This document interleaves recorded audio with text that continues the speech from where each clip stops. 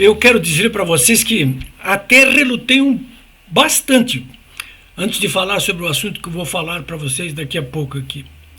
Porque quando eu ouvi o discurso da ex-ministra Damares Alves, que agora se elegeu senadora pelo Distrito Federal, quando eu ouvi o discurso dela, esta semana,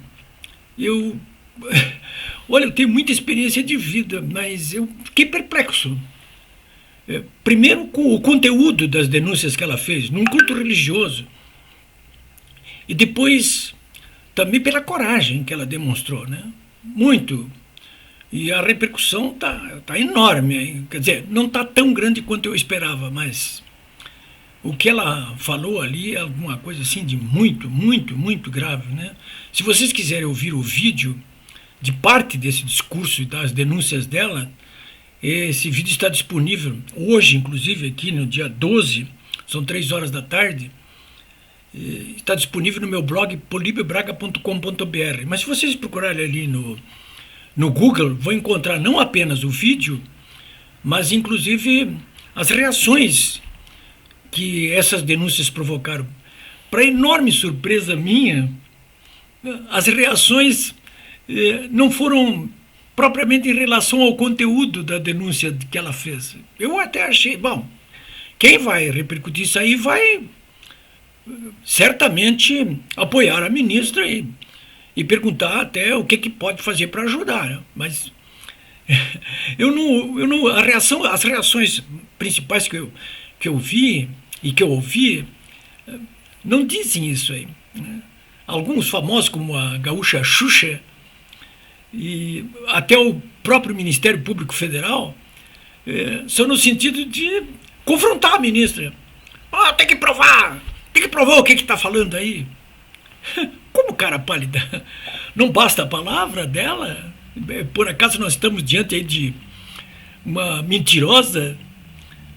Uma senadora eleita pelo Distrito Federal, ministra do Desenvolvimento Social durante todo o mandato do presidente Bolsonaro.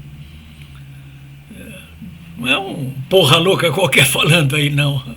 Não é assim. O que a Xuxa Meneghel e os que assinaram com ela um manifesto pedindo a cassação dela? Olha só, hein? Olha só. Logo a Xuxa, hein?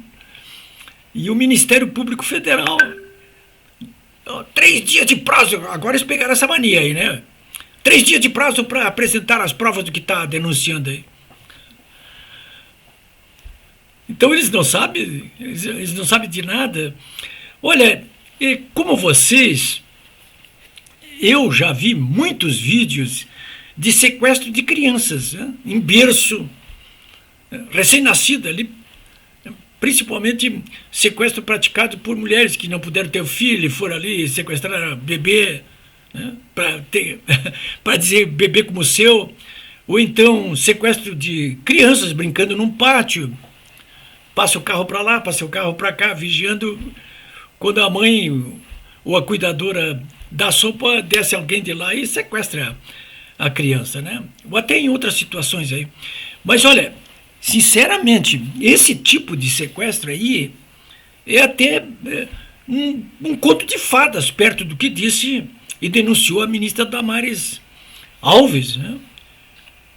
É bom tirar até as crianças da sala, se vocês forem ver o vídeo do que ela está denunciando aí. Tem que tirar a criança da sala. Eu poucas vezes aqui no Brasil, em toda a minha história de jornalismo aí de décadas, eu poucas vezes vi alguém ir tão fundo nessa questão dos crimes praticados contra as crianças, bebês até, como nesses casos aí, né? A gente já ouviu muita conversa escabrosa, mas isso aí realmente é coisa que tem que ter repercussão, não apenas nacional, mas internacional, né? Eu não vejo as comissões de direitos humanos nem sequer se manifestar sobre o que disse a Damares Alves, né? Os conselhos tutelares, a mídia de um modo geral, né? Que ela colocou ali duas questões principais. A primeira, do tráfico de crianças, né? E ela se refere especificamente ao Pará, ao estado do Pará. E mais especificamente à ilha do Marajó, que fica no estado do Pará, né? O Pará, vocês sabem que faz fronteira ali com a Guiana, por exemplo, com o Suriname, enfim, faz fronteira ali. E ela deixou claro, a Damares, que o tráfico de crianças é feito principalmente ali, crianças da ilha do Marajó que são sequestradas e passam para a fronteira ali, para Guiana, para Suriname, e ali são objeto de servícios de tudo que é tipo para prática sexual, né? Viram escravas sexuais. Essas crianças, ela disse 3 anos, 4 anos, né? Mas basicamente eu, inclusive como jornalista, sei que o tráfico internacional de crianças e as quadrilhas que operam aqui dentro do Brasil e em outros países, daqui para emitir, as de lá para receber. Aqui como emissor, né? Esses sequestros visam o quê? Basicamente, crianças para servirem de escravas sexuais, para adoção ou para retirar órgãos, né? Para transplante. Basicamente é isso aí, ó. Escravo sexual, para adoção ou para tráfico de órgãos. Olha, partindo desse tipo de denúncia de uma autoridade da República, uma senadora da República, você tem que dar credibilidade, porque ela narrou fatos, inclusive, do conhecimento pessoal dela e do próprio presidente Bolsonaro na ilha do Marajó. E fala ali num programa de desenvolvimento regional implementado pelo atual governo, o governo do Bolsonaro, justamente para evitar que esse tráfico de crianças aí continue ocorrendo, pelo menos ali na ilha do Marajó, como vinha ocorrendo de modo desbragado. É uma política pública desenvolvida pelo governo Bolsonaro. Ou será que o Ministério Público Federal também não sabe disso? Ou a Xuxa e os famosos que estão reclamando da ministra por ter tocado nesse assunto também não sabem? Não sabe também disso? Nunca ouviram falar nisso aí? Não sabe nada sobre tráfico de crianças para adoção, para retirada de órgãos, para escravatura sexual? Nunca ouviram falar nisso aí? Pois a ministra está narrando com fatos circunstanciados tudo isso aí. Querem mais provas? Vão lá no Ministério do Desenvolvimento Social e peguem, se é que já não pegaram, porque já deviam ter pego. Nunca se falou nesse assunto aqui no Brasil, né?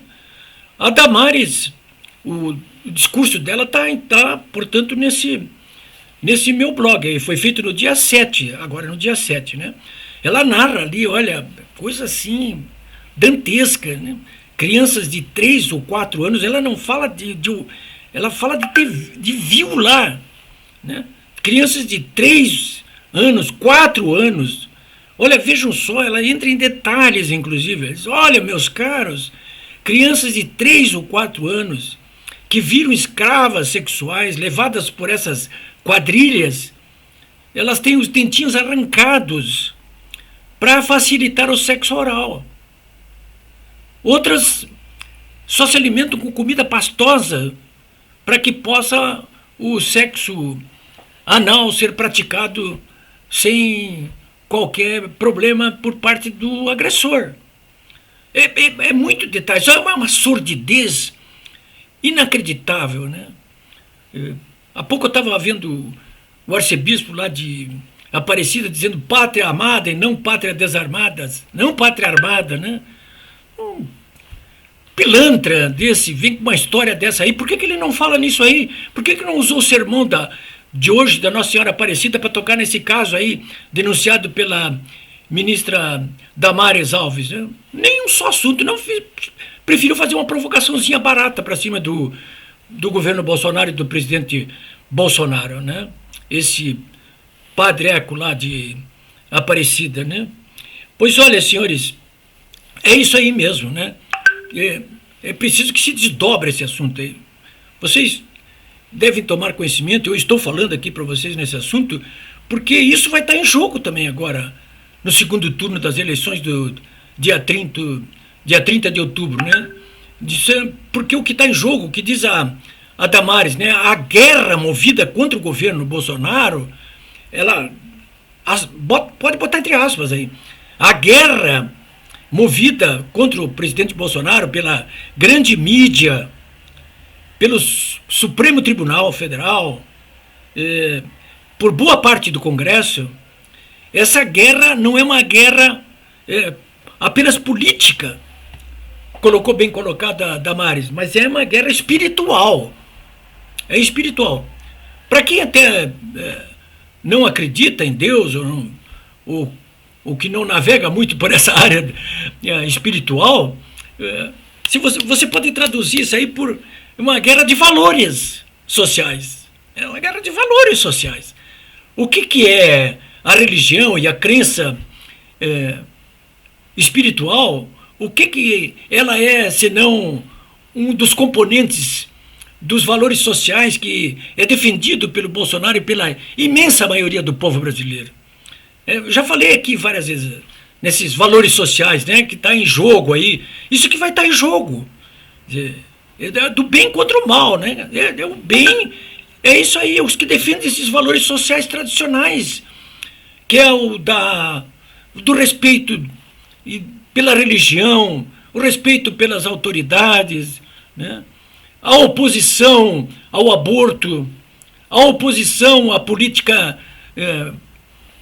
nas escolas, a ideologia de gênero, é tudo isso aí. De um lado isso aí, todas essas perversões, né? E de outro lado quem defende a manutenção ou a recuperação dos nossos valores sociais mais caros, morais, éticos e, portanto, morais, né? Isso inclui, inclusive, essa questão espiritual aí que acaba de ser colocada pela ministra Damares Alves, né? É isso que vai estar em jogo, é isso que precisamos sempre colocar aí, porque nos governos do PT, naqueles 13 anos dos governos do Lula e da Dilma, o que se viu foi uma constante tentativa e atos de violação desses valores sociais mais caros e que fazem com que uma civilização seja realmente considerada uma civilização, né? E não essa licenciosidade com que essa gente tenta operar, né? Claro que eu sei que não é só uma guerra por valores sociais que estão em jogo, éticos e morais, né? Que eu acabo de colocar aqui para vocês, porque está em jogo também aí questões ligadas à própria economia, né? Ou um projeto que fracassou aí quando a Dilma Rousseff foi caçada aí porque jogou o país na pior recessão de toda a sua história e porque deixou o seu sucessor, depois de ser caçada, uma inflação de 2 dígitos e um emprego de 16 milhões, desemprego de 16 milhões de trabalhadores, né? Sem contar a questão da corrupção, né? Que eu incluo ali dentro daqueles valores sociais ali, éticos e morais, né? Que é a defesa da família, da religião, a oposição ao aborto, o combate à corrupção, é tudo isso aí, é isso tudo que vai estar em jogo agora no dia 30, né? É bom que as pessoas tenham grave consciência a respeito disso aí, né? E do ponto de vista, já falei, do ponto de vista dos valores sociais, e dos pontos de vista da economia, isso aí, e ainda do ponto de vista político também, né? Também está em jogo a questão desse ciclo devasso que se estabeleceu, político, que se estabeleceu a partir da Constituição de 88, hein? Que se completou essa devassidão através dos governos de coalizão que resultaram nessa podridão imensa aí, conduzida pelo grande líder Lula da Silva e sua organização criminosa, né? Desbaratadas pelas operações do Petrolão e do Mensalão, né? Com isso aí você tem o cenário completo do que vai estar em jogo aí nesse segundo turno aí, e do que é preciso que cada brasileiro se conscientize, né? Então, senhores, é isso que vai estar em jogo, né? Eu quis trazer essas considerações aí para vocês. Eu sei que hoje não é um dia próprio para fazer isso aí, que é um feriado nacional, mas faça como eu, né? tem um pouquinho de trabalho, como eu tive aqui, inclusive para me preparar, para preparar essa aula aqui para vocês. E pense nisso, né? E isso é uma massa crítica importante para quando você tiver que discutir com alguém, né? Porque não está em jogo apenas aí né, ficar entre um e o outro político, não. Dois candidatos, não são apenas dois candidatos que estão em jogo, não. Não é apenas escolher entre Lula e Bolsonaro, né? Porque é escolher entre o líder dessa organização criminosa aí que corrompeu, foi corrompido e que prejudicou o Brasil de modo permanente durante 13 anos aí, conspurcando os nossos melhores valores sociais, a economia e a política. E de outro lado, quem está já fazendo uma asepsia nisso aí e estabelecendo o início de um novo ciclo político, capaz de fazer com que esse país aqui seja e possa ser considerado civilizado. É isso, meus amigos. Até a próxima.